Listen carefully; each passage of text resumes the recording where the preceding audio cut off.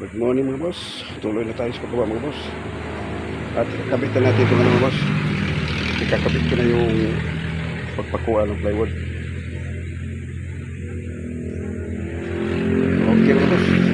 Samahan niyo ako mga boss. Tara na. Una dito ako mag-level sa unang cut. Itong cut na ito.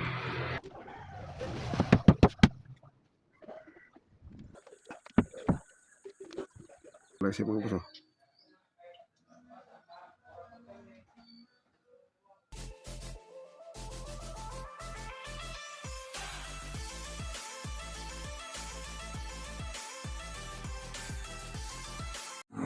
Pero bago mo ikabit mga boss, kailangan mo lagyan ng epoxy yung lalim.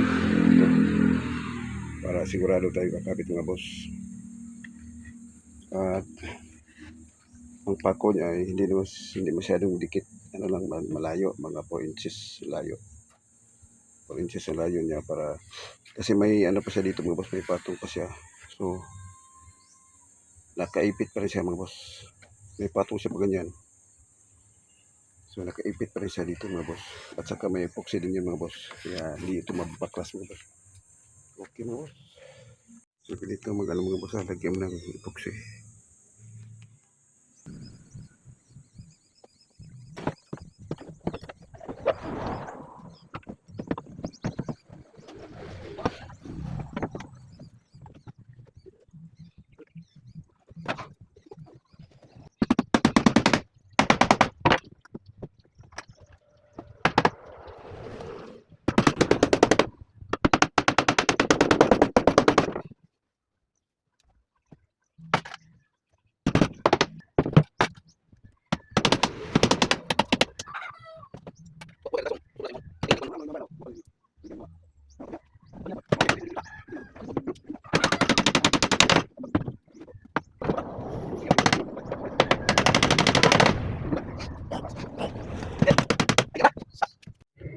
Ito na siya mga boss. Ganito pa yung bagong diskarte mga boss. Paglagay ng daydayan. Lagyan mo siya ng una malapad na ano, 2 by 1/2. Dikit sa dito mga boss para itong sangga dito sa ano, sangga dito sa tubig na tumatalsik. Tapos may patong pa siya na unang mga boss. So bali ganito na itsura din mga boss. Yan.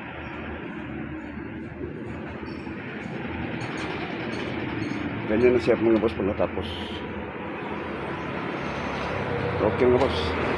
Tingnan mo lang mamaya pag natapos mga boss.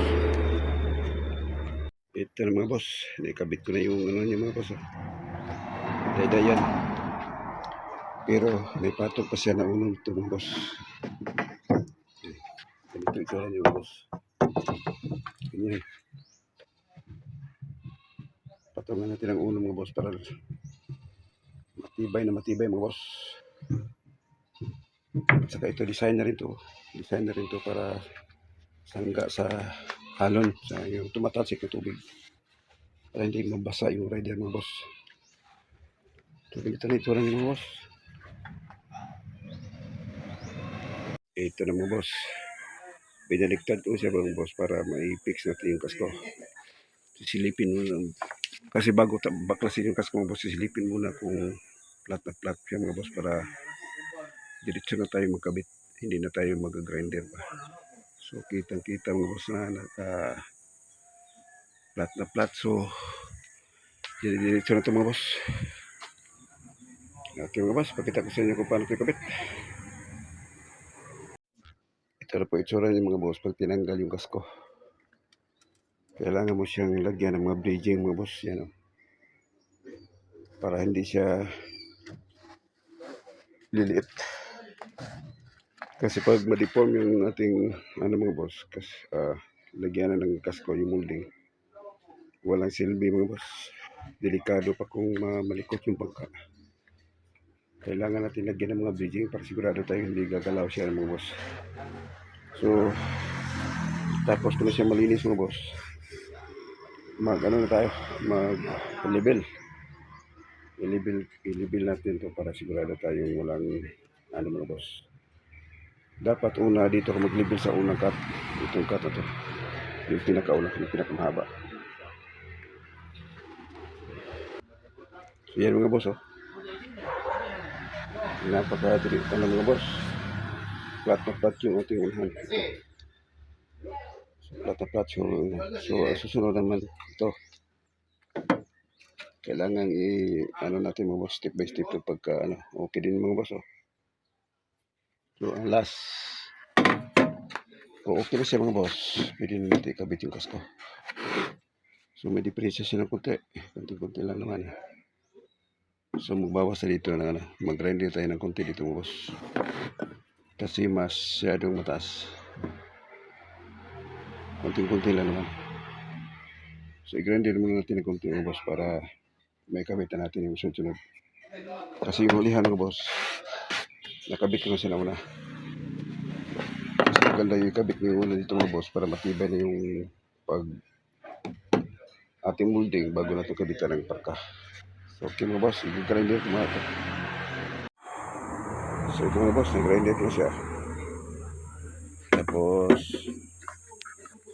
suklatan natin kung okay na ba siya. Okay. Ayan, dapat ganyan ka ano mga boss, flat. Para may kabit at ikas ko, sigurado tayong susunod mga boss dito sa gitna. Huwag mong hayaan yung gitna nga nakatakili din kasi sasakot sa tubig yan. So dito magbawas tayo ng kunti. Dito sa side. Gitna din. So okay itong gitna niya. Sarahan.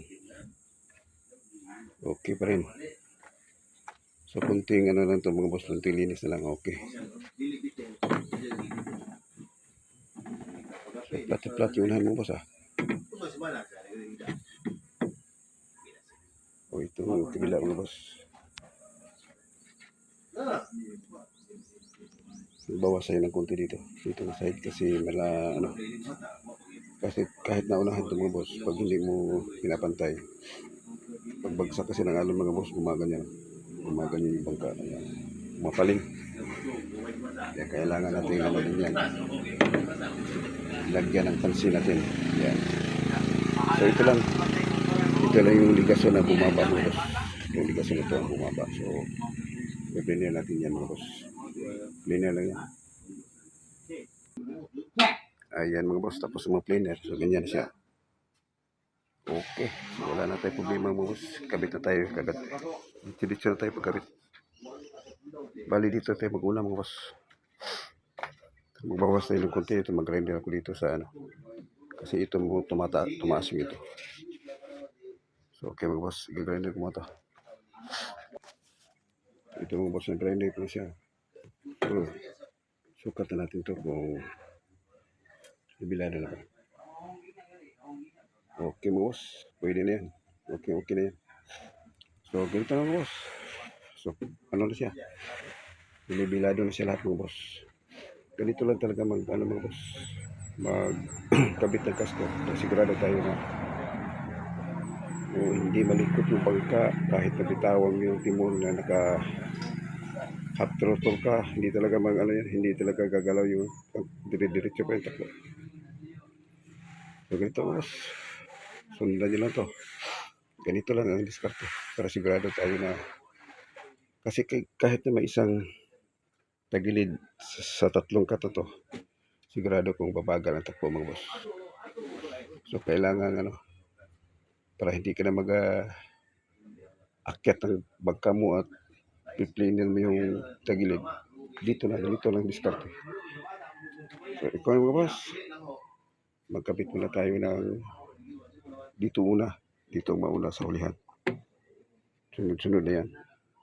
Tapos dito mga boss, ikabit muna natin yung una yung 1/4 bago natin papatungan ng 1/2 para matibay siya mga boss, kasi delikado dito sa mabiyak yung, kasi ang 1/2 ngayon mga boss ay substandard na 10 mm na lang, wala na siyang 12. Okay mga boss, umpisa na ako. Pantay ito, dito, saka ito.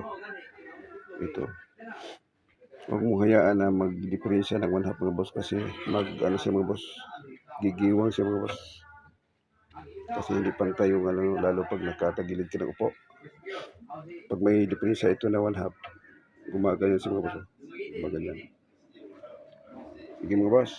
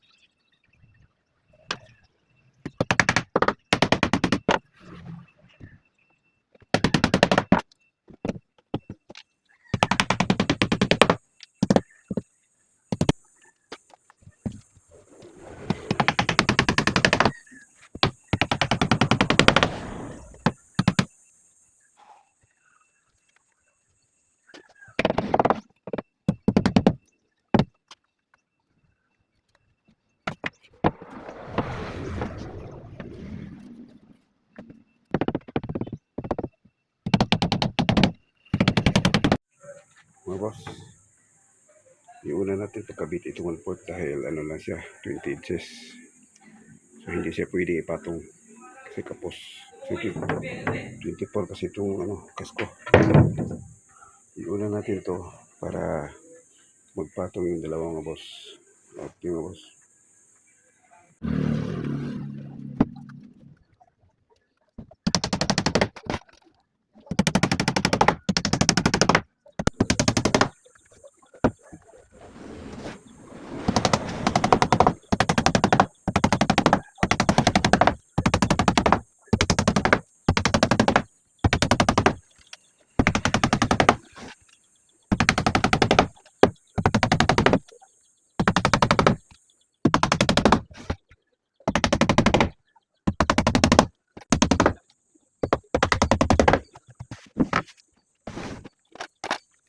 Boss, ilagyan natin ito na epoxy. So ipatong na natin ito mga boss.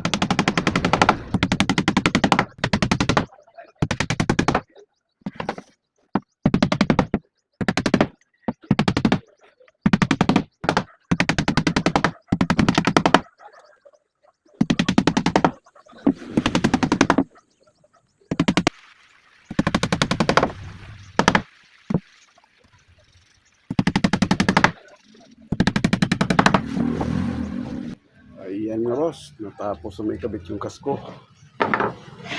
Sulitin natin mga boss. Kung plata-plat ba? Ayos na ayos mga boss. Yan, oh, kitang kita, plat na plat talaga. Okay mga boss.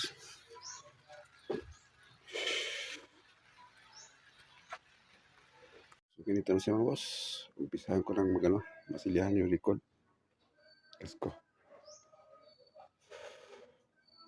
Kasi hindi pa natin ito mabaliktad mga boss hanggat hindi pa natutuyo yung epoxy. Baka gumagalaw pa yung ano, plywood. So hanggang dito lang muna mga boss. Abangan nyo lang ang pagmontahe nito mga boss. Basta ganito magano mga boss, magkabit ng kasko. Dahan-dahanin nyo lang mga boss para hindi kayo magkakamali. Kailangan laging sinisipat mo yung, ano, yung mga cut. Baka hindi mo malaman, biglang nagbago pala. Ito, plata-plata lang siya mga boss. Ano, parang isa lang. Oh. Diretso ng diretso siya mga boss. Kaya kailangan talagang ganyan. Kailangan walang tabingi. Wala namang mga naglagpasan na ano. Huwag mo hayaang tumaas to, lumiit to sa kabila. Lumiit to, tumaas to. Kasi kahit na isang 1/2 inch lang ang diferensya nito mga boss, pagdating dito sa kabila, 1 inches na. 1/4, kung 1/4 dito, 1/2 dito. So delikado na yan mga boss, baka tagilid yung takbo. At saka kailangan mo talagang ano, kailangan talagang pantay na pantay. Para wala na tayong masabi. Okay mga boss, hanggang dito lang muna sa aking video mga boss. Medyo mahaba na mga boss. Abangan nyo lang pagpuntahin mga boss. At God bless po sa inyo lahat mga boss.